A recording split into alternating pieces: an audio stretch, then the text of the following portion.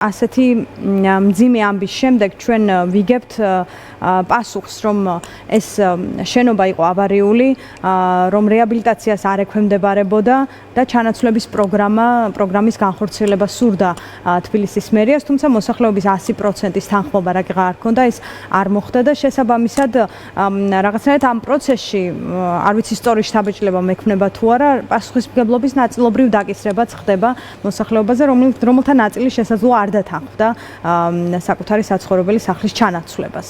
თქვენ რა შთაბეჭდილება გექმნებათ, რა ინფორმაციაც ახლა გვაქვს, დამატებით რა კითხვებზე უნდა გქონდეს პასუხი? მოგესალმებით, დიდი მადლობა მოწვევისთვის. მივსამძიმრებ ოჯახის წევრებს, გარდაცვლილების ოჯახის წევრებს, გამძლეობას უსურვებ, ძალიან მძიმე ფაქტი მოხდა დღეს. ეხლა რაც შეეხება კალაძის განცხადებით დავიწყებ. პირველი ქალაქის მერის განცხადება იყო, რომ შენობა არის მეხუთე კატეგორიის ავარიული, ხო, ესეც საქართველოში ავარიული შენობების სამი კატეგორია არის განსაზღვრელი: მესამე, მეოთხე და მეხუთე. მეხუთე კატეგორია არის უმძიმესი. არ ვიცით სწორად ამბობს თუ არა, იმიტომ რომ არქიტექტორები. ანუ ესე იგი გამოდის, რომ კალაძეს ყავს თანამშრომლები, რომლებიც არასწორ ინფორმაციას აწვდიან, იმიტომ რომ კალაძის გაჟღერებული ინფორმაცია ეს არის ოფიციალური ინფორმაცია, საჯაროდ გაკეთებული. და კალაძემ თქვა, რომ ეს არის მეხუთე კატეგორია. მის გვერდზე იდგა ბენდელიანი, მისი მოადგილე და ამ განცხადების გაკეთების დროს მან არ შეუსწორა. ეს იმას ნიშნავს, რომ საერთოდ სიტუაციას ვერ ფლობენ ეს ადამიანები და არასწორ ინფორმაციას აწვდიან თანამშრომლები და ან არ აწვდიან და უბრალოდ იტყუებიან და იმ დროს რაც ჭირდებოდა მის ასე ვთქვათ პროპაგანდას ის ინფორმაცია გაავრცელა. მეხუთე კატეგორია თუ აქვს შენობას, იმ შენობაში ცხოვრება არ შეიძლება. შესაბამისად, ვალდებულია მერია შენობიდან გამოიყვანოს ნებისმიერი საშუალებით ადამიანები, იმიტომ რომ არ შეაქმნათ მათ სიცოცხლეს საფრთხე და შენობა არის სასწრაფოდ ასე ვთქვათ, შენობა ექვემდებარება სასწრაფო დემონტაჟს. ანუ მეხუთე კატეგორიაში არ შეიძლება ცხოვრება. არათუ ცხოვრება პირველ სართულზე კომერციული ფართები, ანუ არ შეიძლებოდა მაგ შენობაში ცხოვრება თუ ეს არის მეხუთე კატეგორია. იმიტომ რომ ხვალ დილით კალაძემ გამოაქვეყნოს ექსპერტიზის დასკვნა სამხარაულის, სადაც ეწერება რომელი კატეგორია იყო ავარიულობის გამსაზღვრელი და ასევე გამოაქვეყნოს გამგეობამ ოქმები, რას პირდებოდნენ მოსახლეობას. მოსახლეობა რატო არ გამოვიდა იმ შენობიდან? ჩვენ ამ დასკვნებით რა უნდა გავიგოთ? ამ დასკვნებიდან უნდა გავიგოთ, ამ დასკვნებიდან უნდა გავიგოთ, როგორი უპასუხისმგებლო არის თბილისის მერი და სტრუქტურული ერთეულები. მეხუთე კატეგორიის შემთხვევაში იქ ერთ ადამიანსაც არ ქონდა უფლება რომ ეცხოვრა, არათუ ქვევით ვაჭრობა უნდა ყოფილიყო, ტერიტორია უნდა ყოფილიყო შემოღობილი და სასწრაფო დემონტაჟი უნდა განხორციელებულიყო. შემდეგ გავრცელდა ინფორმაცია, რომ ეს არის მესამე კატეგორია. მესამე კატეგორიის შემთხვევაში შესაძლებელია ცხოვრება, იმიტომ რომ ავარიული ეს პროგრესირება მაგრამ შიგნით ცხოვრება შესაძლებელია და რაღაცა პერიოდულობით შეიძლება რაღაც გარკვეული გარე ფასადის, აივნების და პარაპეტების აღდგენა განხორციელდეს. ანუ მესამესა და მეხუთე შორის რადიკალურად იცვლება სიტუაცია. ეს არ არის რომ ვიღაცამ თქვა იქ მესამეა, იქ თქვა მეხუთეა, ხვალ დასკვნა გამოაქვეყნონ, ხო იზახიან რომ არსებობს დასკვნა. გამოქვეყნდეს სამხარაულის დასკვნა, რომელი კატეგორიის ავარიული შენობა ნაგებობა არის. ამის გარდა ბევრ რამეს იტყუება კალაძე, აი იმ რაღაცა წუთნახევარში რაც ილაპარაკა. არანაირი 100%-იანი თანხმობა არ ჭირდება. კიდევ ერთხელ ვიმეორებ, ვალდებულია თბილისის მერია გაასახლოს მოსახლეობა. იმიტომ რომ არ შეიძლება, რადგან დაიღუპება იქ ადამიანები, რადგან პირდაპირ წერია რომ დაინგრევა მეხუთე კატეგორიის თუ არის შენობა ნაგებობა.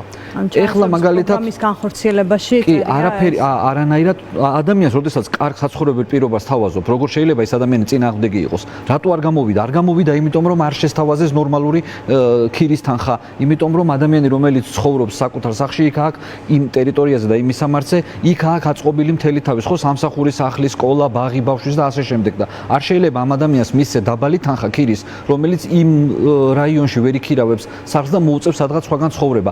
ანუ ის პირობები უნდა შეუნარჩუნო რა პირობებში ცხოვრობს და თბილისის მერიამ უნდა გააუმჯობესოს ეს პირობები, არათუ გააუარესოს. გაუარესების უფლება არ აქვს და იმიტომ არ გავიდა ეს ადამიანი იმ საცხოვრებელი სახლიდან, რადგან პირობები უარესდებოდა. ასე რომ კალაძე ძალიან ბევრ რამეს იტყუება, აი რაც თქვა ინტერვიუში.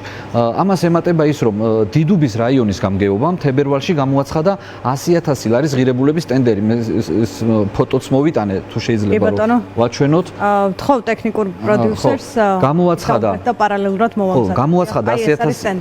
გამოაცხადა 100.000-იანი ტენდერი და აი ხა პირდაპირ წერია რაიონის ტერიტორიაზე არსებული ავარიულ შენობა ნაგებობებზე განთავსებული პარაპეტები. პირდაპირ არის მითითებული ის, რაც დღეს ჩამოვარდა. ამის მოსახსნელად 100.000 ლარი იყო გამოყოფილი.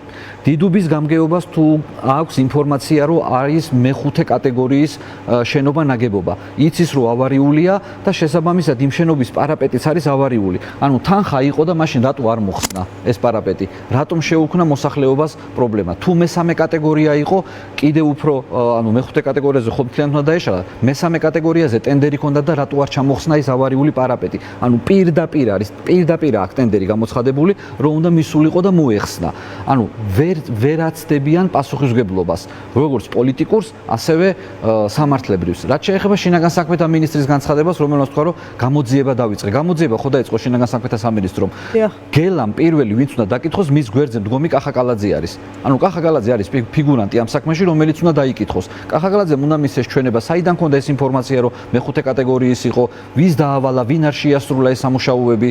ვისი პასუხისმგებლობა იყო გამგებლის მოადგილე კონკრეტული კურატორი, რომელიც არის ინფრასტრუქტურის მიმართულებით, განყოფილების უფროსი, ყველა რგოლი სტრუქტურული ერთეულები თბილისის მერიის. ესე ვერ გამოვა რა, კალაძე გამოდის და იძახის, რომ იცი რა არის, ვიღაცა არ გამოვიდა და მთელი ისრები გადაიტანოს, თითქოს ადამიანს დაღუპვა უნდა იმ ავარიულ სახლში ცხოვრება. უბრალოდ რომ დავუჯეროთ, ნახეთ როგორ ვერ დავუჯერებთ კახაკალაძეს, არ შეიძლება რომ ამ ადამიანს დავუჯეროთ. მესამე კატეგორიის თუ კი ავარიული ეს აკეთებს ყოველთვის. შეიძლება მოსახლეობის 100% არ გთანხმდებოდეს და ამას ჯერდებოდე, თუმცა სავაჭრო გარემოვაჭრეები არიან. იცვლება მოცემულობა მესამე კატეგორიასა და მეხუთე კატეგორიას შორის. ანუ განსხვავებული მიდგომები არის მესამე კატეგორიასა და მეხუთე კატეგორიაზე. ერთია შენობა, მეორეა ირგვლივ სავაჭრო ობიექტი. როდესაც შენობაზე ზრუნავ, შესაბამისად უსაფრთხოდ არის გარეთ მოსიარული ადამიანები და მოვაჭრეც და მყიდველიც და გამყიდველიც. ხოლო რაც შეეხება ბენდელიანს, რომელიც ეს გონორით გამოვიდა,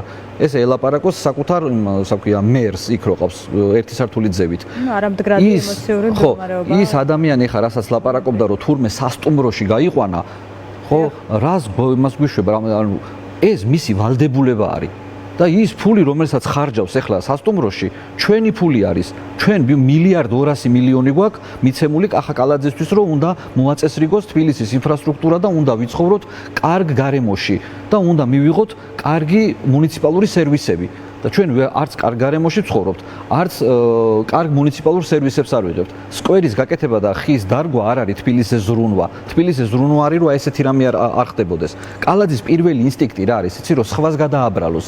ვაკის პარკის შემთხვევა იყო და კომპანიას დააბრალა, მისი თანაგუნდელები იყვნენ და მშობლებს დააბრალეს მის გვერდზე რატო არ იყო. წყნეთში მოხდა, დღემდე გამოუძიებელი არის, თხრილში ჩავარდა, კომპანიას დააბრალა. ეს ადამიანი ყოველთვის არ მისი ბუნება არის ესეთი, რომ სხვა არის თურმე ყოველთვის დამნაშავე. ეს ადამიანი 8 წელია ქალაქის მერია, მანამდე კიდე ნარმანია იყო 3 წელი და ეს ადამიანები ვერ გრძნობენ პასუხისმგებლობას. ვერ გრძნობენ, ანუ 8 წელია ქალაქის მერია და ვერ გაიაზრა ის, რომ ეს არის პასუხისმგებელი ამ ყველაფერზე. მან უნდა უზრუნველყოს. მისი პასუხისმგებლობა არის უსაფრთხო გარემოს შექმნა. მან უნდა უზრუნველყოს თბილისელების და არა მარტო თბილისელების კომფორტული ცხოვრება. ამისთვის ამ ადამიანს მივეცით $1.2 ყოველ წელს. როცა გამოძიების მიმართ ნდობა არის ნაკლები, ჩვენ ვერ გავიგებთ, რამდენად სამართლიანად წარიმართება ახლა პროცესი შინაგან საქმეთა. სანამ ქართული ოცნება იქნება ხელისუფლებაში. ნდობის ნაკლებობა კიდევ უფრო მეტად დამამძიმებელი, ასე ვთქვათ. სანამ ქართული ოცნება იქნება ხელისუფლებაში, არანაირი გამოძიება არ დასრულდება შედეგით. ეს იქნება მორიგი საქმე, რომელიც დაიდება თაროზე. იმიტომ რომ გამოძიების დაწყების შემთხვევაში პირველი რაც უნდა გაეკეთებინა, გელას ყავდა გვერდზე კალაძე და დაეკითხა, წაიყვანა დღეს წავიდეს განყოფილებაში და დააკითხონ კალაძე და გამოვლინდეს ყველა ის სტრუქტურული ერთეული, რომელმაც ვერ იმუშავა. კი ბატონო. მოკლედ ბევრი კითხვა და კითხვა ასევე ის ვინ აგებს პასუხს და საერთოდ ამ კითხვებზე პასუხის გამცემიც ვინ იქნება სამწუხაროდ ასე სრულდება ხოლმე ეს ტრაგედიები თუ უბედური შემთხვევები და ჩვენ ვერ ვიგებთ ხოლმე სრულ სიმართლეს თუ რა მოხდა და შეიძლება თუ არა ქართული ოცნება წავა ხელისუფლებიდან და გავიგებთ ყველაფერს. მადლობა.